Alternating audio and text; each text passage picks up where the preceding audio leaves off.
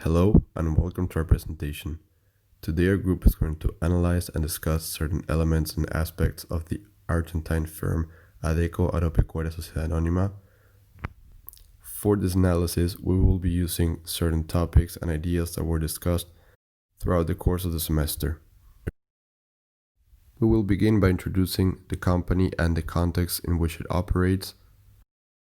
Then we will present the topics on which we based our analysis on, followed by a brief explanation on the company's main issues and why they need to be addressed. We hope you enjoy. A firm's ability to perceive, interpret, and adapt to its environment is a key element to survive in a country like Argentina, in which the environment is characterized by being unstable.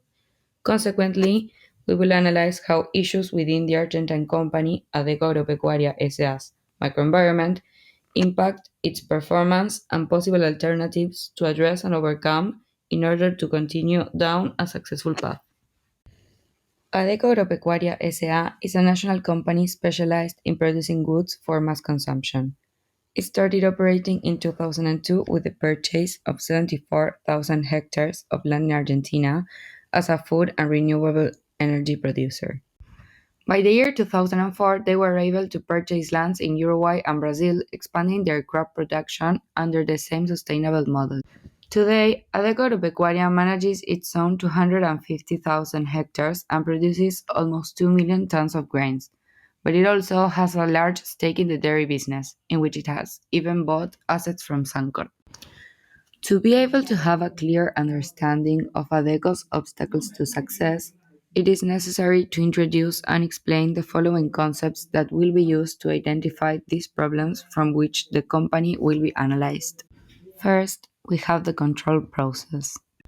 According to DAFT, the control process consists of four steps to ensure both quality and productivity. The first step is to establish standards of performance. Standards are goals which are defined in specific and operational terms so as to make it clear as possible to managers and workers if their activities are on target or not. The second step is measuring actual performance, which can be done through the quantitative methods.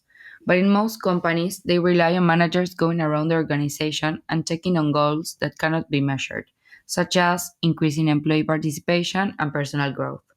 The third step is to compare whether the performance matches the standards. This can be done by managers by either reading performance reports or going to observe activities themselves. And if performance falls below standards, managers should investigate as to why that is.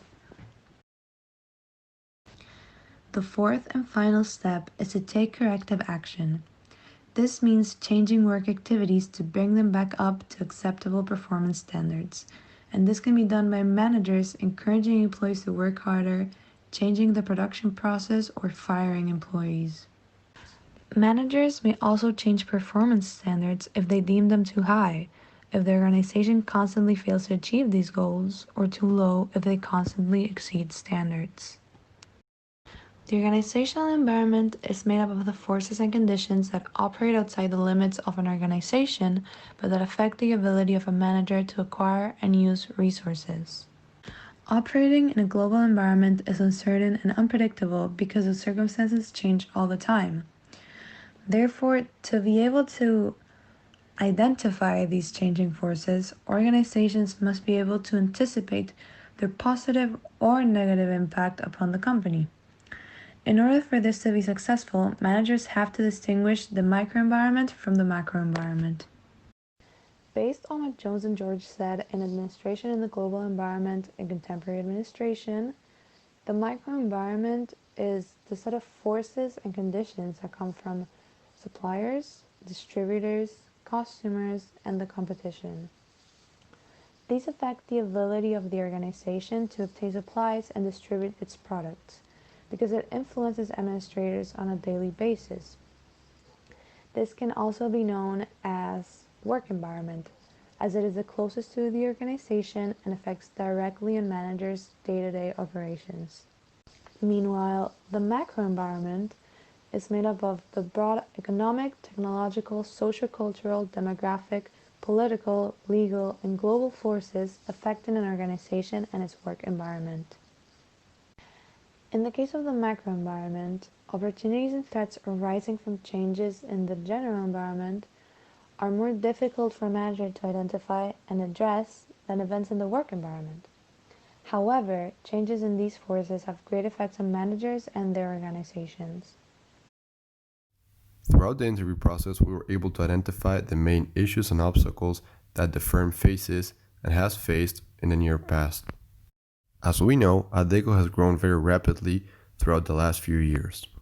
However, their logistics and distribution sector has failed to keep up with the firm's growth, becoming obsolete. This creates a huge problem for the firm since clients' demands can sometimes become too overwhelming for the staff to handle.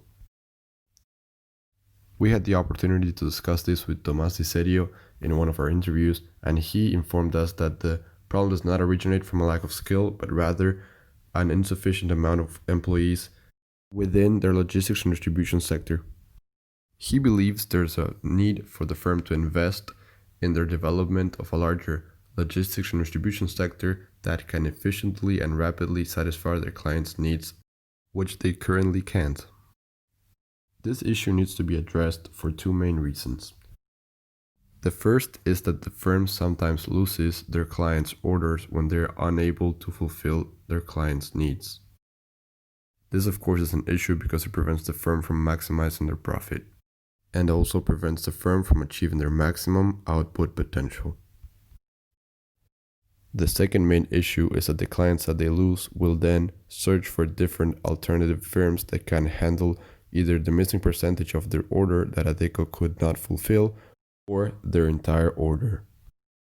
This is clearly a critical issue that Adecco has to address in order to continue down a successful path, due to the fact that they're not only missing out on potential orders, but they're also increasing their competitors' size by providing them with extra orders that would have gone their way had they been able to efficiently manage their orders within their logistics and distribution sector.